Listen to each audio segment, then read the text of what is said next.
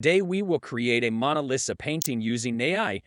So first you need to go MidJourney, then click on the button Join the Beta. Then it automatically redirects to MidJourney Discord. Then open the ChatGPT and write Describe Mona Lisa painting. Then click on Enter button.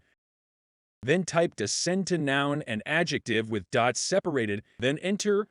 Select all phrases and copy and paste in MidJourney.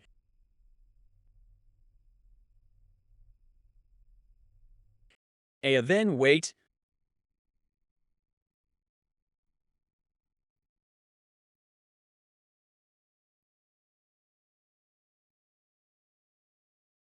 Boom.